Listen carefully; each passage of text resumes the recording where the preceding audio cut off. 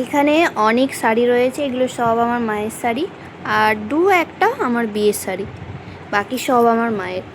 তো এগুলো ভাদ্র মাসে সব রোদ দেওয়ার জন্য বের করেছিল, এখন সব গুছিয়ে সুন্দর করে পাট করে আবার তুলে দিচ্ছে।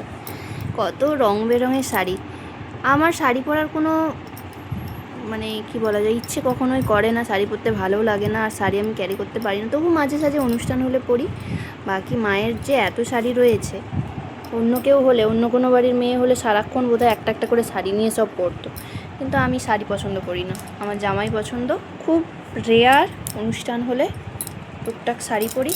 হ্যাঁ, এইখানে এইটা আর এর নিচেরটা, এই যে এই নিচেরটা হচ্ছে আমার বিয়ের শাড়ি, আর এটা হচ্ছে আমার লাজবস্ত্র যাকে বলে, ও বাড়ি থেকে দিয়েছিল। তো দুটো শাড়ি আমি একবার করে পরেছি, বিয়ের সময় এটা, আর তারপর এটাও একবার। এখনও এই দুটো শাড়িরই ব্লাউজও রেডি করা হয়নি, কবে করব জানি না, করব পরে যখন আমি মোটা হয়ে যাব তখন করব। তো এই দুটো এর মধ্যে শুধু আমার রয়েছে, আমার বিয়ের, আর একটা ও বাড়ি থেকে দিয়েছিল, আর এই একটা আমার। বাকি যত দেখছো সব আমার মায়ের। আর এই শাড়িটা আমার মা আমার বিয়ের সময় কিনেছিল, খুব সুন্দর শাড়িটা।